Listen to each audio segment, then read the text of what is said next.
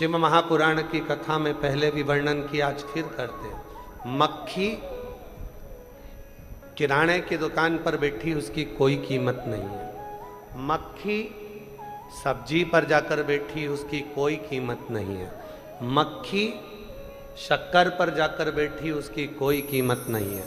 मक्खी फल पर जाकर बैठी, उसकी कोई कीमत नहीं है। पर मक्खी जब हीरा तुल रहा हो और उस हीरे पर जाकर बैठ जाए तो मक्खी की कीमत भी करोड़ों में हो जाती है, लाखों में। मक्खी की कीमत कब बढ़ी? जब वो हीरे पर जाकर बैठ गई। जब तक मक्खी हीरे पर नहीं बैठी थी, सब्जी पर बैठी थी, तो मक्खी की कोई कीमत नहीं थी। फल पर जाकर बैठी थी, मक्खी कोई कीमत नहीं थी। पर वही मक्खी जब हीरा ज्वेलरी की दुकान पर, जेवर वाले की दुकान पर तुल रहा हो और उस हीरे पर मक्खी बैठ जाए तो मक्खी भी करोड़ों की हो जाती है, लाखों की हो जाती है। मक्खी ये आप पर और हम पर निर्भर करता है। ये अपन पर निर्भर करता है कि अपन कहां बैठे हैं। तुमरुका जी कथा कर रहे हैं, चंचुला देवी कथा श्रवण कर रही है। चंचुला दी ने कहा, तुमरुका जी, मेरे पति प्रेत योनि में पड़े हुए हैं। मेरा पति बिंदु प्रेत योनि में पड़ा हुआ। मेरा पति बिंदु प्रेत योनि में पड़ा हुआ है और हम यहाँ आपके सम्मुख में बैठकर कथा को श्रवण कर रहे हैं। मेरा पति तो प्रेत है,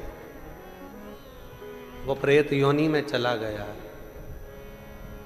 प्रेत योनि में पड़ा हुआ। तुमरुका जी मुस्कुराकर बोले, चंचुला,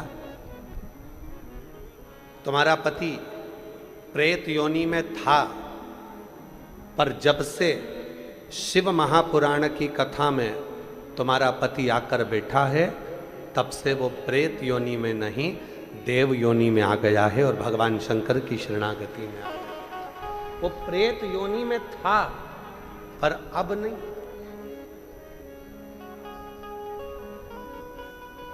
वो प्रेत योनि में था पर अब नहीं। अब वो शिव की शरण में आकर, भगवान शंकर की शरण में आकर कथा को श्रवण कर रहा है और वो देव योनि में आ गया। देव शिव कथा कहती है, भगवान शंकर का चरित्र कहता है, शिव महापुराण की कथा कहती है। आप जब तक संसार के लोगों में पड़े हुए हो, आपकी कोई कीमत नहीं, पर जिस दिन आप भगवान शिव के इस पवित्र शिव महापुराण की कथा में आकर बैठ गए, समझ लेना कि आपकी कीमत करोड़ों में हो गई। आप कोई साधारण व्यक्ति नहीं, साधारण नहीं।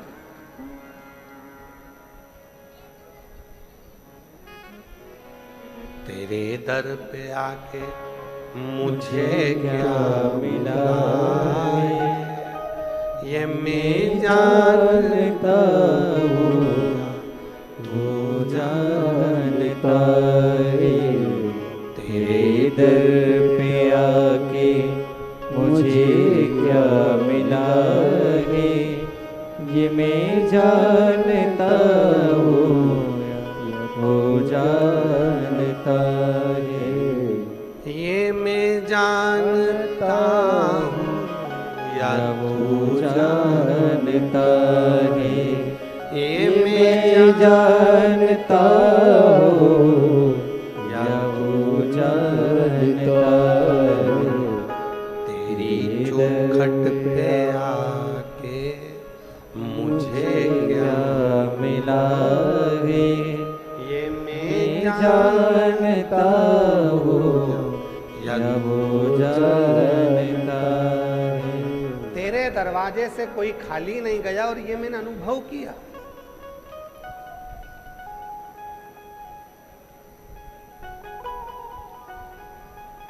शिव महापुराण की कथा में आने के बाद भगवान शंकर का श्री शिवाय नमस्तुभ्यम मंत्र बोलने के बाद यहाँ से 5 बार जब श्री शिवाय नमस्तुभ्यम का नाद किया जाता है और कथा पूर्ण होने के बाद जब हम भगवान की शरणागति ग्रहण कर कर, भजन ग्रहण कर कर, भक्ति ग्रहण कर कर, स्मरण कर कर जब यहाँ से जाते हैं, वो क्या देता है, कैसे देता है, ये उसके ऊपर निर्भर करता है। ये उसके ऊपर निर्भर करता है। वो साधारण नहीं, संपूर्ण रिटर्न नहीं आ रहा है, रिटर्न नहीं आ रहा है। ये वक्त से चल रहा है, ऊपर वाले कान लगा।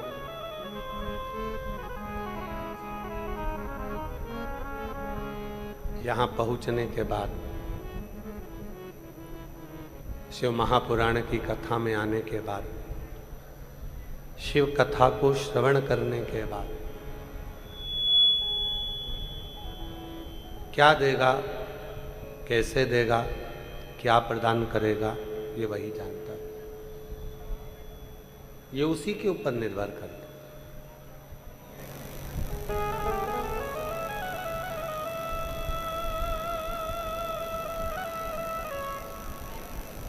महाराज, बस इतना याद रखना है हमको, जब भी हमने कल एक बात कही थी,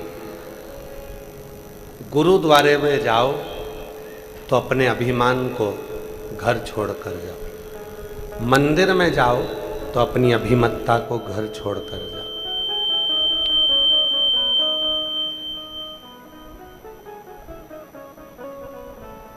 शिव महापुराण की कथा में जाओ तो अपने अभिमान को घर छोड़कर, जो बोले सो निहाल। गुरु की शरणागति में, शिव की शरणागति में, परमात्मा की शरणागति में अपने अभिमान को दूर रखकर फिर शिव के पास, फिर गुरु के पास, फिर परमात्मा के पास क्या मिलेगा, ये वही जान। तेरे दर पे आके मुझे क्या मिला है, ये मैं जानता हूँ या तू जानता है। तेरे दर पे आके मुझे क्या मिला है, ये मैं जानता हूँ या तू जानता है। गुरु के पास जाना एकदम खाली होकर जाना, शिव के पास जाना तो एकदम खाली होकर जाना।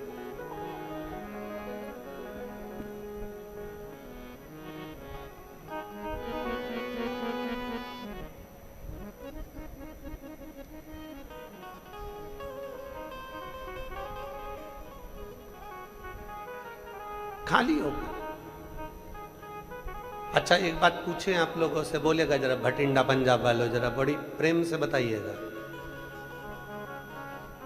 मोबाइल में बहुत सारे फोटो भरते जाओ, व्यर्थ के फोटो इकट्ठे करते जाओ, करते जाओ, करते जाओ, करते जाओ, करते जाओ, व्यर्थ के जो काम के ही नहीं है। मोबाइल अच्छा चलेगा, अरे बोलो तो जम के नहीं चलेगा, हैंग मारेगा, अटक जाएगा, काम नहीं करेगा, बार बार बटन दबाना पड़ेगा, तो भी वो थोड़ी देर इंतजार करना पड़ेगा, फिर थोड़ा घूमेगा, फिर चलेगा। व्यर्थ की फोटो मोबाइल में मोबाइल को हैंग कर देती है और व्यर्थ की बातें दिमाग को हैंग कर देती है, मन को हैंग कर देती है। व्यर्थ जब मोबाइल में फालतू के फोटो रखते गए तो मोबाइल सही नहीं चलता। मन के अंदर अगर व्यर्थ की बातें रखते गए तो ये मन भी भगवान में नहीं लग पाता, ईश्वर में नहीं लग पाता, अटक जाता। तो क्या करना है? मोबाइल सही चलाना है तो व्यर्थ के फोटो को डिलीट करना प्रारंभ कर दो, और अगर शिव से दिल लगाना है तो व्यर्थ की बातों को डिलीट करना प्रारंभ कर दो। अपने मन के अंदर व्यर्थ की बातों को लेकर मत। ये जितनी जितनी व्यर्थ की बातें हमारे अंदर आती है उतना उतना हम मन को एकदम अपसेट कर एकदम निचोड़ कर बैठ जाते, लेना ही नहीं। आग लगे बस्ती में, जम के बोलो जरा, आग लगे बस्ती में क्या किसको रोइए। अपने को ज्यादा टेंशन नहीं लेना। आया, किसी ने कुछ कहा, सुनते से यहां से वहां निकाल दिया। किसी ने कुछ बोला, कोई ने कहा, यहां से वहां निकाल दिया। ठीक है। सास कुछ बोली, बहू का सबसे बड़ा फर्ज है। भगवान ने कितने कान दिए हैं? 2। काय के लिए दिए? व्यर्थ की बात आए तो एक कान से सुनो, दूसरे कान से निकाल दो। और कोई अच्छी बात आए तो जब भी हम आप लोगों के स्मरण में होगा, गुरुद्वारे में जब भी जाते हैं तो सिर पर कपड़ा ढक कर जाते हैं, पगड़ी बांध कर जाते हैं, सिर पर रुमाल डाल कर जाते हैं। क्यों? क्योंकि गुरु की जो वाणी मिले, हमारे सिर पर जब रुपट्टा हो, सर पर जब कपड़ा हो, तो गुरु की वाणी अंदर प्रवेश तो करे पर निकल कर बाहर ना जाए, वो वाणी हमारे दिल में उतर जाए। इसलिए हम सिर पर रुपट्टा डालकर गुरुद्वारे में जाते हैं, गुरु की वाणी सुनने के लिए जाते हैं।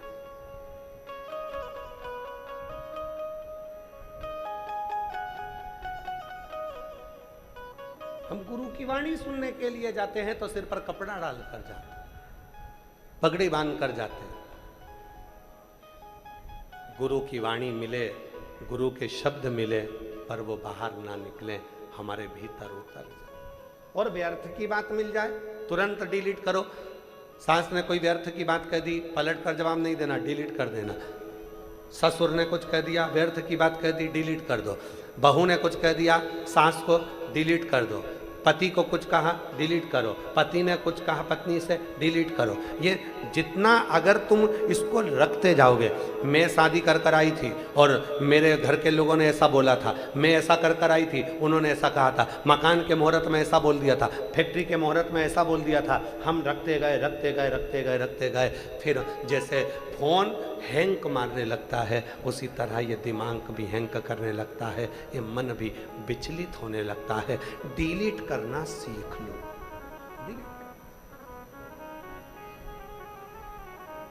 सबसे सुंदर तरीका है, मोबाइल सही चलाना है तो डिलीट करना सीखो। घर सही चलाना है तो डिलीट करना सीखो। कोई ना कुछ बोला, जान वो बोले और अपन भजन गाते हुए श्री शिवाय नमस्तुभ्यं, श्री शिवाय नमस्तुभ्यं, श्री शिवाय नमस्तुभ्यं, श्री शिवाय नमस्तुभ्यं। डिलीट करना प्रारंभ कर दो। बस इतना बहुत है। मन में ज्यादा इकट्ठा करेंगे तो वो अटक जाएगा। मन में इकट्ठा हुआ, अटका। ये घर में विवाद क्यों होता है? घर में क्लेश क्यों होता है? घर में विवाद किस बात का हो रहा है? क्योंकि हमने बहुत सारा इकट्ठा कर कर रख लिया। बहुत कई देवरानियों को देखा है, कई जेठानियों को देखा है, कह देती हैं इतना भरा पड़ा है मेरे मन के अंदर, एक दिन मौका मिलेगा ना तब बताऊंगी। मतलब अभी तक फिर डिलीट ही नहीं करा, अभी तक भर के रखा, डिलीट ही नहीं। आन दो एक मौका, तब मैं बताऊंगी। मैंने इतना अंदर अपने बसा कर रखा है, जिस दिन मुझे मौका मिला ना, मैं पूरी पूरी भर चुकी हूं। अरे तो क्यों भर रही हो, डिलीट करो ना, छोड़ो। भगवत भजन में लग जाओ। बोलने वाला बोलता रहेगा, कहने वाला कहता रहेगा, और आप अपना स्मरण करते चलो।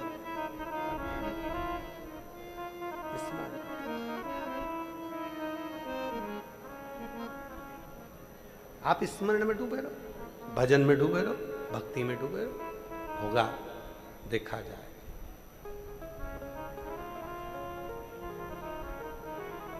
चित्त को परमात्मा में लगाना जरूरी है।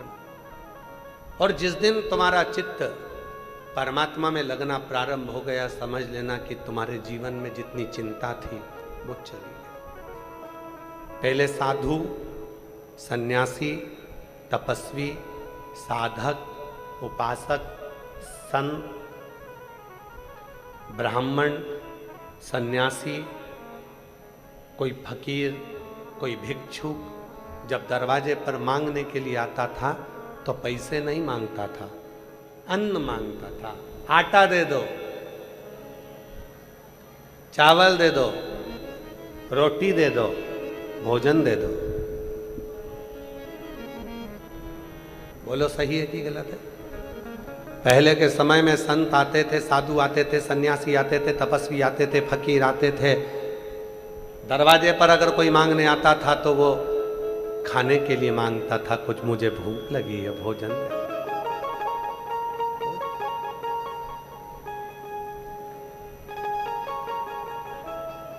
क्यों? किस लिए? घर का जो अन्न होता है, उस घर के अन्न में दो चीजें होती है। थोड़ा सावधानी से सुनिएगा कथा को। घर के अन्न में दो चीजें होती है, एक होती है चिंता और दूसरी होती है शांति। बोलो क्या क्या चीज होती है? पहले नंबर पर चिंता, दूसरे नंबर पर शांति। घर के अन्न में, भोजन में दो चीजें होती है, एक होती है चिंता, दूसरी होती है शांति। शांति। संत, साधु, गुरु, सन्यासी, तपस्वी, साधक, उपासक भिक्षा मांगने के लिए जब हमारे दरवाजे पर आते हैं और हमसे कहते हैं मुझे खाने का कुछ दे दीजिए, भूख लग रही है, भोजन दे दो मुझे, तब अंदर से दो रोटी, कुछ भाजी, कुछ आटा, कुछ चावल, जो तुम्हारे यहाँ पर हो, थोड़ा सा लाकर उस संत, साधु, सन्यासी, तपस्वी, साधक, उपासक को दे देना चाहिए। क्यों? वो हमारे घर से केवल अन्न लेकर नहीं जाता। जब कोई संत, कोई साधु, कोई सन्यासी, कोई तपस्वी, कोई साधक, कोई हमारे दरवाजे पर मांगने के लिए अन्न आता है तो हमारे घर की पूरी चिंता को लेकर चले जाता है और हमें चिदानंद में भगवान की अविरल भक्ति में डुबो जाता है। चिंता। संत केवल तुम्हारे दरवाजे का भोजन नहीं कर रहा है, साधु केवल तुम्हारे दरवाजे की रोटी नहीं खा रहा है, सन्यासी, तपस्वी, साधक, उपासक केवल तुम्हारे दरवाजे की रोटी या सब्जी नहीं खा रहा है। संत, साधु, सन्यासी, तपस्वी, साधक, उपासक तुम्हारी चिंता को लेकर वो भी समाप्त कर देता है।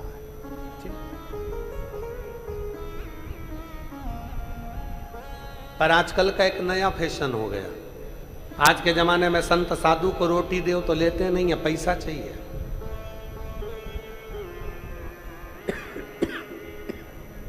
धन चाहिए, और धन भी अगर 5 रुपए दे दो तो गाली देकर चले जाए। 10 रुपए दो, 20 रुपए दो, 50 का नोट दो, 100 का नोट दो, थोड़ा बहुत तो चाहिए ही नहीं।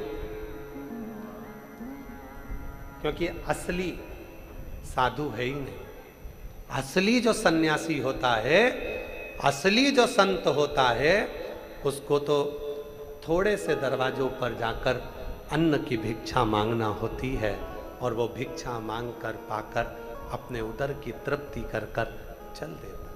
उसको तुम्हारे वैभव से, उसको तुम्हारे धन से कोई मतलब नहीं। उसको धन से मतलब ही नहीं, उसको तुम्हारे वैभव से मतलब ही नहीं।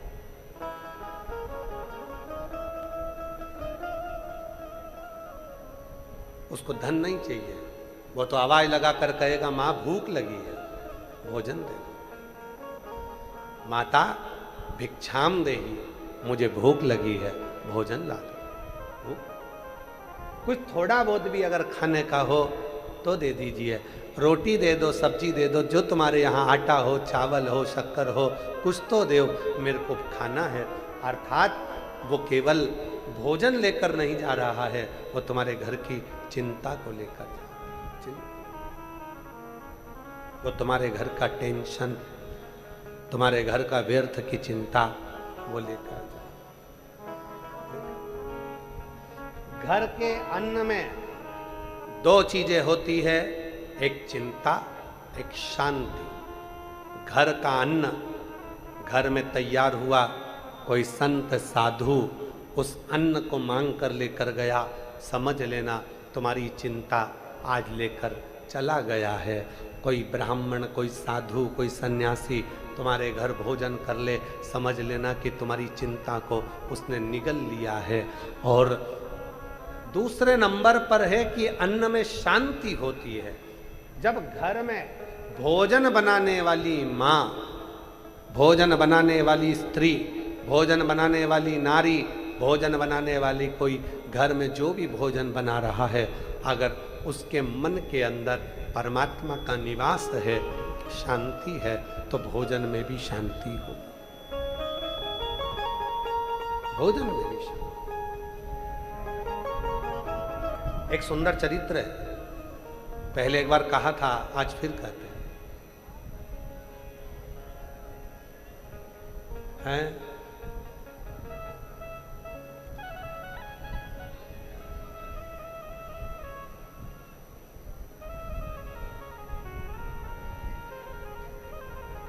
एक सुंदर सी कथा है, बड़ी सुंदर,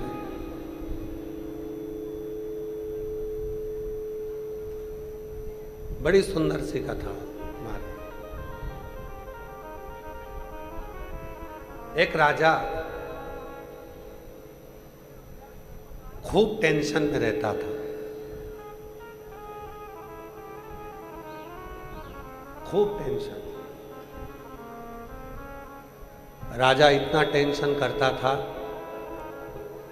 इतना टेंशन करता था कि राजा को भी समझ में नहीं आता था कि मैं इतना चिंता में, इतना टेंशन में कैसे रहता। आवाज़ सेट नहीं हुई है, बाहर का पूरा गूंज गूंज हो रही है, और यहाँ की तो खैर आवाज़ जाने दो, पर वहाँ की आवाज़ इतनी आ रही है क्योंकि वो गूंज के कारण आ रही है।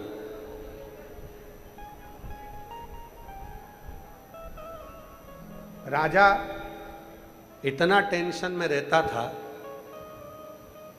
कि राजा को भी समझ में नहीं आता था कि मुझे इतनी चिंता क्यों, इतना टेंशन। इधर की आवाज खोल दो। राजा को समझ में नहीं आता था कि मैं इतना टेंशन में क्यों। राधा ने अपने मंत्रियों को बुलाया, पूछा कोई विद्वान ज्योतिष आचार्य को लेकर आओ, पूछो कि मेरे मन में इतनी अशांति क्यों रहती है। किसी ज्योतिष आचार्य ने कहा तुम्हारे ग्रह बेकार चल रहे हैं।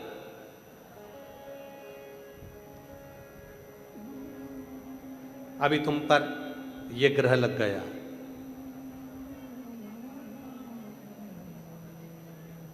फिर किसी दूसरे को बुलाया, उसने कहा कि तुम एक काम करो कि तुम्हारे अभी समय बेकार चल रहा है, ये नग पहनो।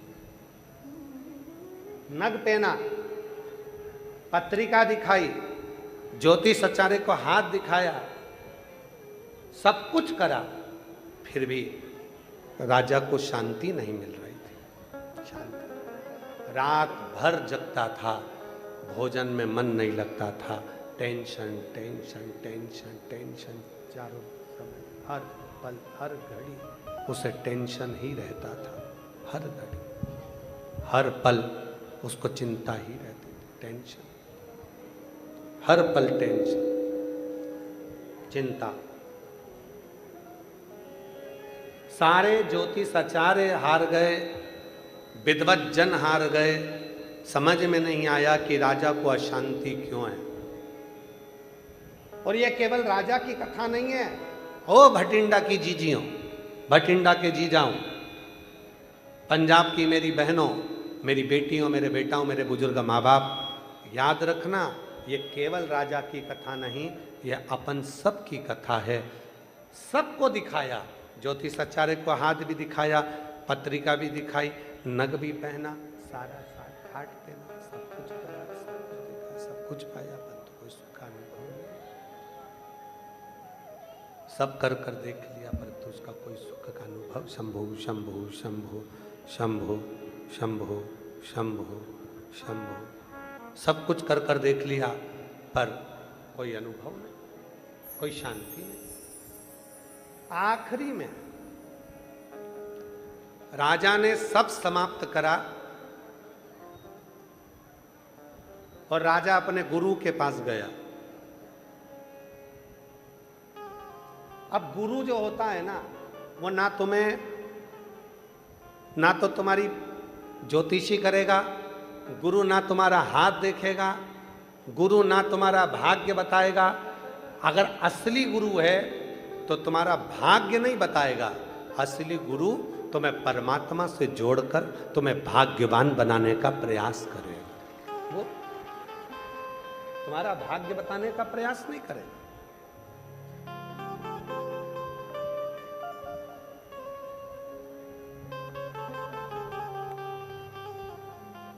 आप लोगों को मालूम होगा कि हम किसी से मिलते नहीं हैं, मालूम है ना आप लोगों को, हम मिलते नहीं। क्यों? क्योंकि आप लोग मिलने के लिए आओगे तो कहोगे गुरुजी हमारा भाग्य बता दो, और हमें अपना ही भाग्य नहीं मालूम तो हम तुम्हारा क्या खाक बताएं।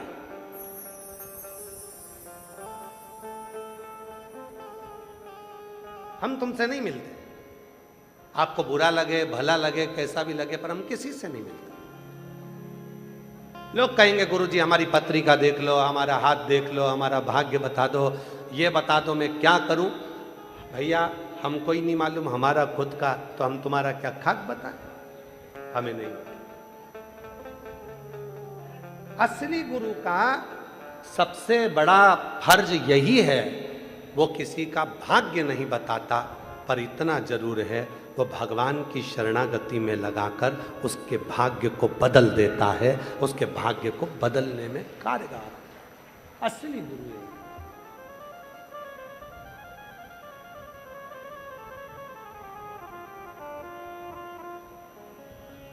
राजा अपने गुरु के पास गया।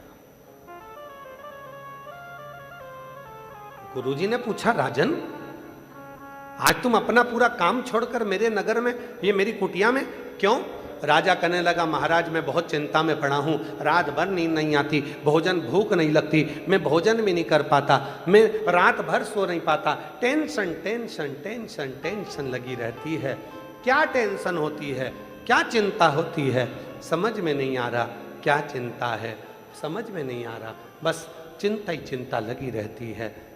गुरु जी ने कहा एक काम कर, भोजन कौन लेके आता है? मेरी धर्म पत्नी। भोजन कौन बनाता है? भोजन बनाने वाली एक दासी रखी है, भोजन बनाती। गुरु ने कहा वो भोजन बनाने वाली जो है उसको बुला, उससे पूछ तेरे घर में कोई परेशानी तो नहीं है। राजा ने भोजन बनाने वाली को बुलाया, पूछा तुम्हारे घर में कोई तकलीफ है क्या? उस भोजन बनाने वाली ने कहा बारिश आने वाली है, मेरा ऊपर का छत पूरा टूटा हुआ है, पिछले वर्ष भी पानी टपकता रहा, पूरा घर गीला हो जाता था, बच्चों को खाने को नहीं मिलता था, वो चिंता मेरे दिमाग में रात दिन चलती है। बस राजा को समझ में आ गया ये दासी भोजन बनाती है, चिंता करते करते भोजन बनता है, तो मैं भी चिंता में पड़ जाता हूँ। राजा ने उसी दिन दासी का मकान बनवा दिया, चिंता खत्म हो गई, राजा का चिंता भी समाप्त हो गई, नींद भी आने लगी, भोजन में भी सुख होने लगा, सारा सुख राजा को मिलने लगा, शांति हो गई। भोजन, घर में जो भोजन बनता है उसमें दो चीजें होती है, एक चिंता, एक शांति। घर के भोजन में दो चीजें हैं, एक चिंता है, एक शांति। असली गुरु उस चिंता को मिटाने का जो जड़ है उसको ढूंढता है। एक पत्र है, अच्छा है, देखिए।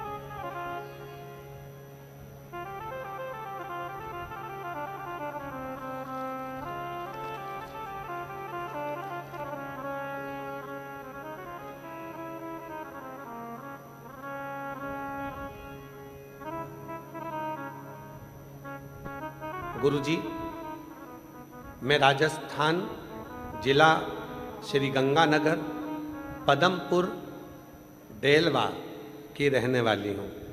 मेरी उम्र 28 साल की है। कहीं बैठी हों तो आ सकती हैं, इसमें नाम शायद लिखना भूल गई होंगी। कहीं बैठी हों, पत्र छोटा सा है, अगर कहीं बैठी हो तो आ सकती हैं। हर हर महादेव। गुरुजी, आपके चरणों को प्रणाम करती हूँ। गुरुजी, मैं राजस्थान जिला श्री गंगानगर पदमपुर डेलवा की रहने वाली हूँ। गुरुजी, मैं 28 वर्ष की हूँ। पिछली कथा भटिंडा पंजाब की कथा में हमने 3 इच्छा मांगी थी। सुना था सीहोर वाला बाबा कथा करता है, पंडाल में बैठकर जो मांगो वो मिलता है। मैं 3 इच्छा कर कर यहाँ से चली गई थी।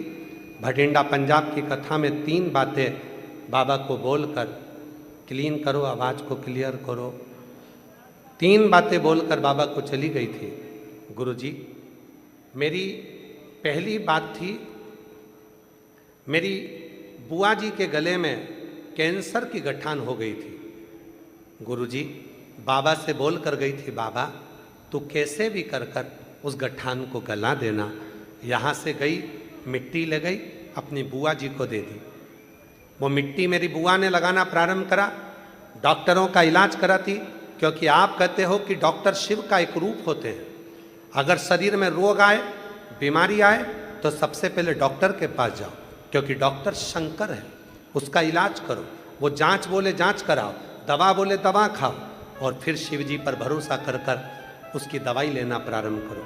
मेरी बुआ जी ने वही करना प्रारंभ करा, और बाबा की ऐसी कृपा हुई गुरुदेव, मेरी 3 इच्छा में से एक इच्छा बाबा ने पूरी करी। मेरी बुआ के गले का कैंसर समाप्त हुआ। गुरुदेव, दूसरी मैंने इच्छा करी थी, भोलेनाथ जी से कहकर गई थी, बाबा या तो मेरी सरकारी नौकरी लगा दे, या मेरे लिए जो अच्छा हो वो तू काम करा दे। बाबा ने ऐसी कृपा करी गुरुदेव, भटिंडा पंजाब की कथा सुनकर गई, 3 महीना भी नहीं हुआ, और बाबा ने ऐसी कृपा करी, मेरा खुद का दुकान खुलवा दिया। और मेरा दुकान खुलवा कर बाबा ने मेरा स्वयं का व्यापार चालू करवा दिया। मैंने कभी भी सपने में भी सोचा नहीं था, इतनी छोटी उम्र में बाबा मुझे बिजनेस वुमेन बना देंगे। सारे रिश्तेदारों के घर वालों ने, सबने बोला मत कर, काम नहीं चलेगा। गुरुजी, मुझे पहले बच्चा भी नहीं था।